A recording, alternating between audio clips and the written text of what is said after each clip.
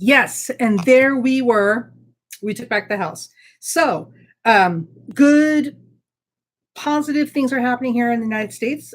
Sadly, we did not get to take back the Senate. We actually lost a couple of seats for some really stupid mistakes. Jesus, what the hell, man? Excuse my language. But we did take back the House of Representatives. So now there's a lot of noise from the Trumpians, like, oh, there was no blue wave, more like a blue puddle, whatever. Oh, whatever, get over yourself. So some important things to know that I picked up listening to this. One, this was huge. This was huge because the Republicans control the Senate and the House up until now. So here's the important thing. They should have taken both of those houses back by a landslide, and they did not. As a matter of fact, it was so close. You could have like sliced an onion skin. It was so close. Big deal. Hey, Suzanne. So that says a lot. And the other thing to remember too is that taking over the House of Representatives, this is the popular vote, and this says a lot about America as a nation. Okay, the ones who were able to get out and weren't dealing with all sorts of voting shenanigans. How they feel about the direction the country is going in, and the leadership under which it is being directed. And this is good because it shows that a significant number of Americans do not agree that hateful rhetoric, is who we are or what we represent. Homogeny in race and religion and all of these things that surprise Russia represents. This is not who we are. One of the things you may not know, and probably a very good reason why the evangelists and the current GOP incarnation loves Russia so much. Little things you did not know. In Russia, there's one religion. There is one race. There is a smattering of Jewish people and like a handful of North Koreans living in a town somewhere out in the hinterlands. But basically, Russia is all white people, and it's all Russian Orthodox Christianity or whatever their version of Christianity is. And they also believe that a man has a right to a wife and a mistress. And this is such an ingrained cultural thing that if a woman does not find someone to marry to have children with by the time she's 25, like literally this is the big thing, right? Her next best respectable option is to be the mistress of a married man. That's literally a socially sanctioned position a woman should aspire to. Okay. Oh, and I almost forgot, homosexuality, it's criminal. It's literally a criminal offense to be gay in Russia. So one race, one religion, homosexuality is a crime. It is very male-centric, so women must either find a man to have babies with by the time she's 25 or find a rich man to be the mistress of, because all of those things are better than being independent and on her own, God forbid.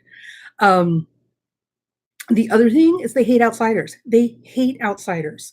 So in Russia, like if you go to any of the things, the minute they realize that you're not Russian, you'll get charged twice as much or 3 times as much or whatever they decide to charge you, but you will not get charged the same fit or fair amount that native Russians do. They're not good with outsiders.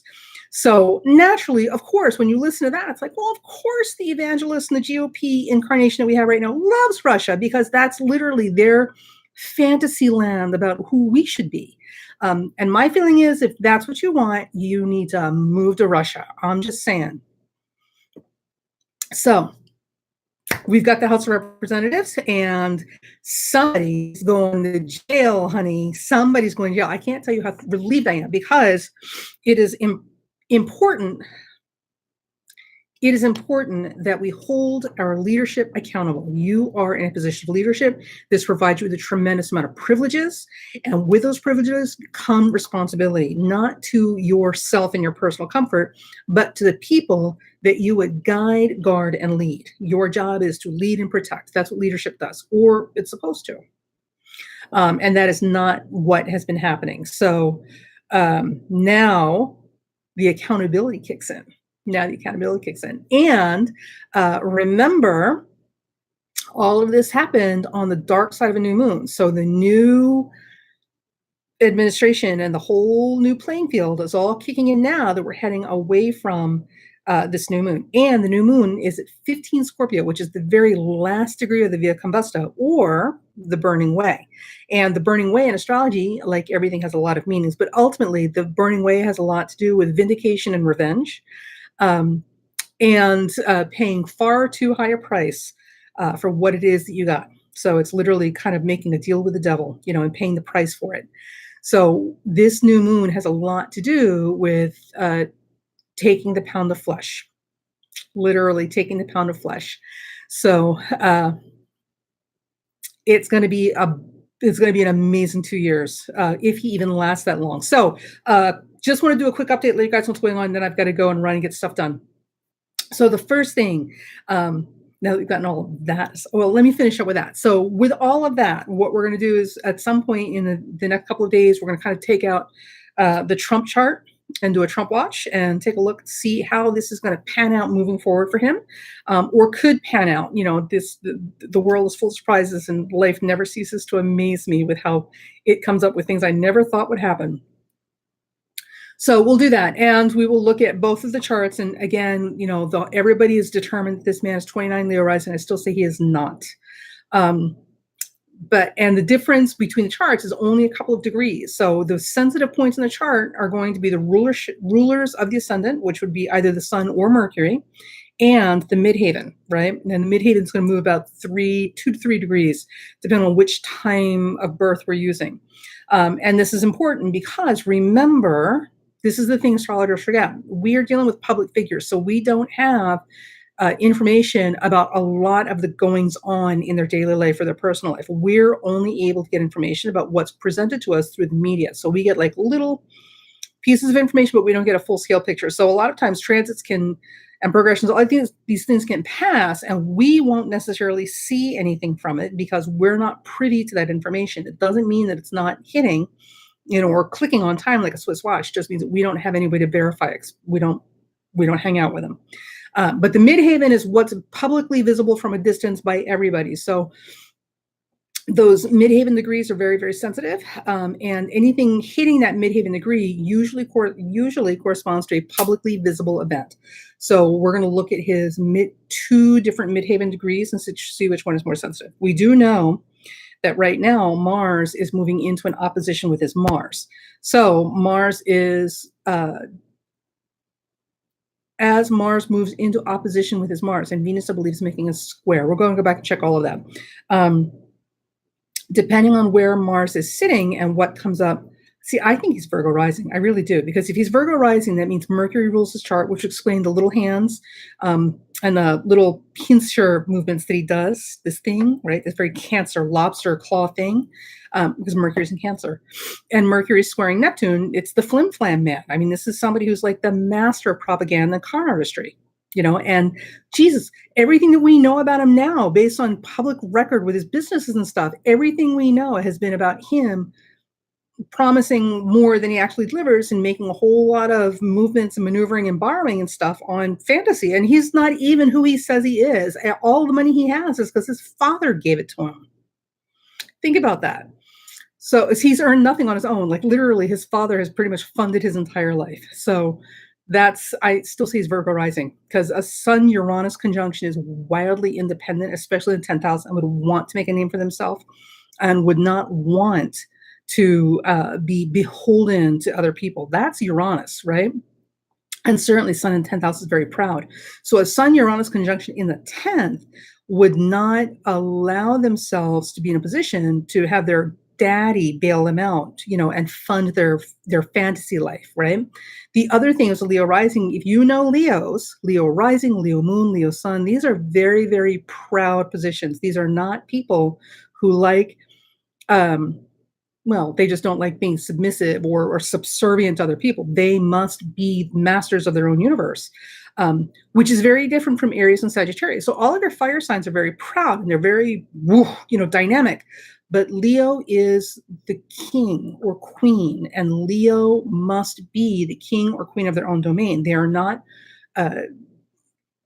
when they're young, they're princes and princesses, but ultimately when they grow up, and sometimes some younger than others when they grow up, ultimately they must be the master of their own realm, and they would never, allow themselves to be, handled like a toddler that can't conduct themselves.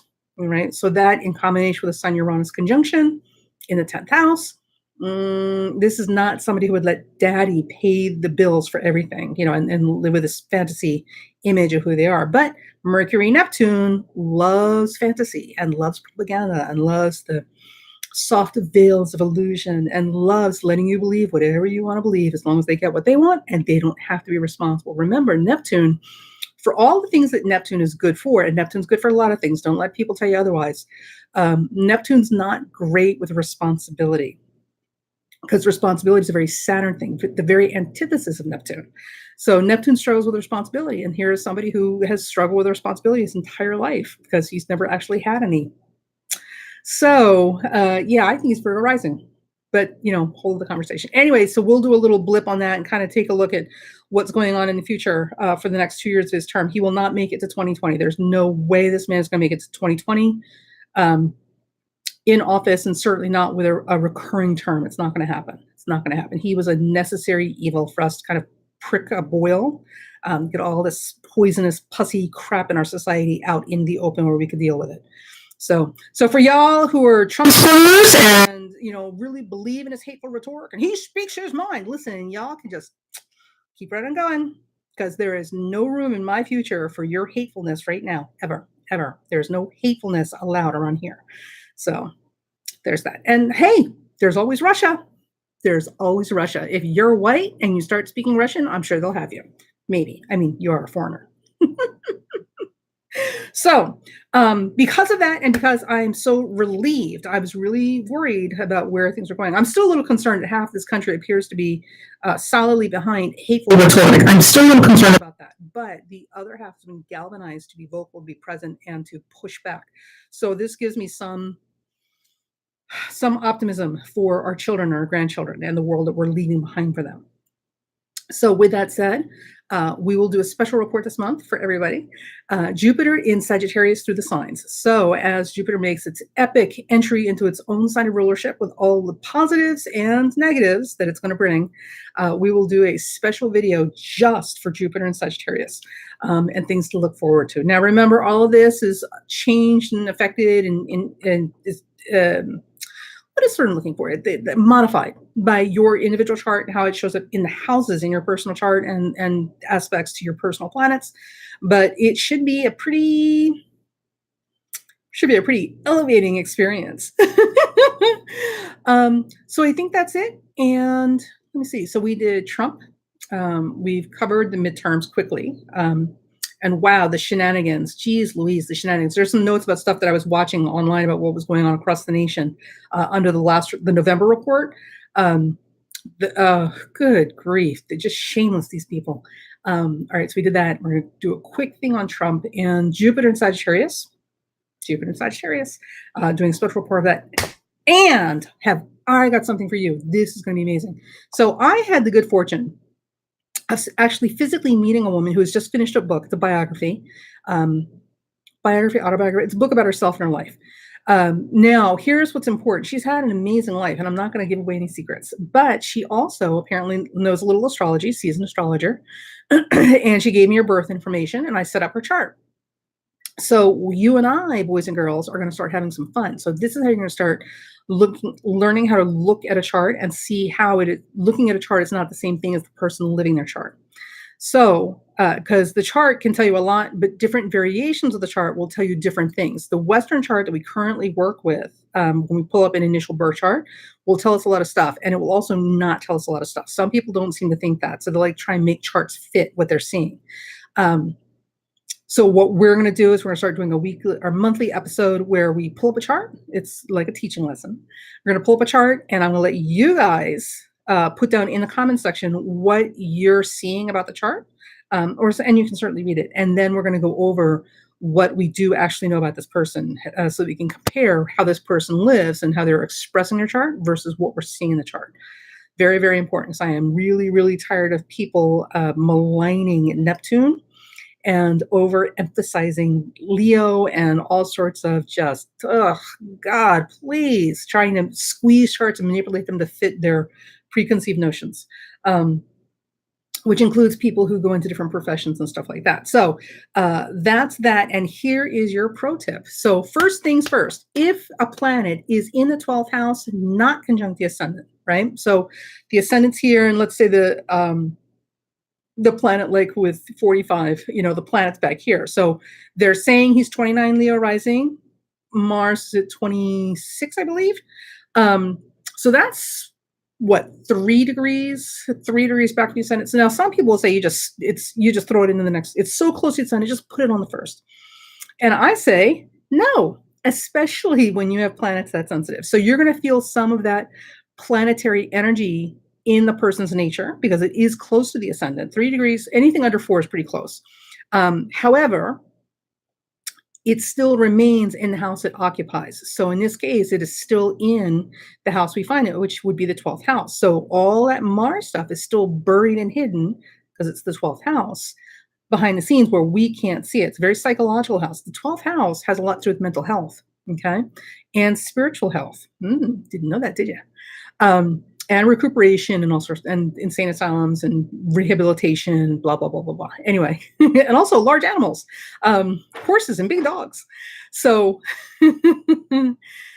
so Mars for him is still in his 12th house. You're feeling some of that Mars energy on the ascendant that comes through, that bombastic, blowhard, toddler tantrum sort of stuff, right? But it is not Mars in the ascendant, and it is not a first house Mars. And here's why.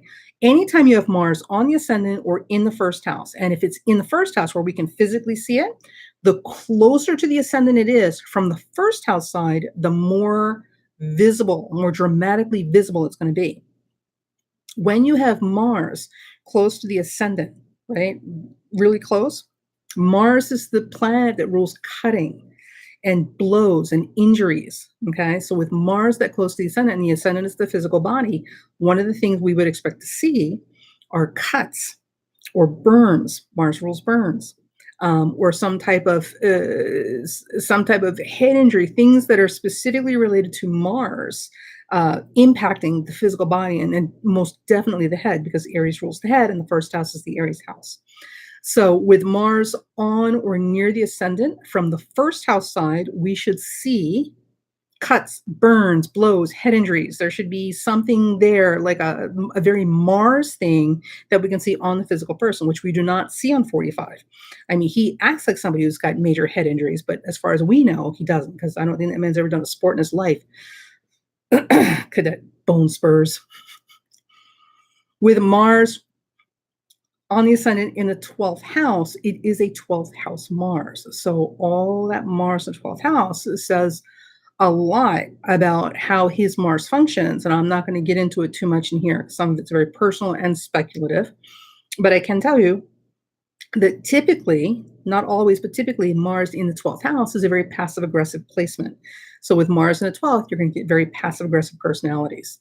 And also some other things that we're not going to get into here. Anyway, but it's not close enough to the ascendant for it to show up as cuts, burns, blows, right? Also, Mars on the ascendant typically shows up with people who go into occupations that are very Mars in nature, right? Athletes, surgeons, cutting, remember? The military. Anything that has to do with Mars type occupations, you're going to see as a very strong theme in their life, no matter what side of the ascendant Mars is sitting on. And that's why I'm telling you, he's not 29 Leo rising, because the other thing is that Mars is in the same sign as the ascendant. So we're going to feel it more closely because they're more aligned, because they're both in this, they both share a sign. With the ascendant in Virgo, Mars in Leo does not share the sign with the ascendant, which would be Virgo. So there's incompatible energies. So that Mars impact on his life themes would be lessened. So, but we're going to get into all of that with other stuff. And so this is what happens when you look at a chart. The chart in and of itself that we look at initially is not the be all end all, but it is the basis, the seed from which everything grows, right? It's the seed of potentiality. So I just want to give you guys an update. So again, Jupiter and Sagittarius special report coming up. We're going to do some special like chart, looking at charts and kind of exploring charts. Oh, I don't know, just all sorts of stuff. I just want to touch base and talk to you.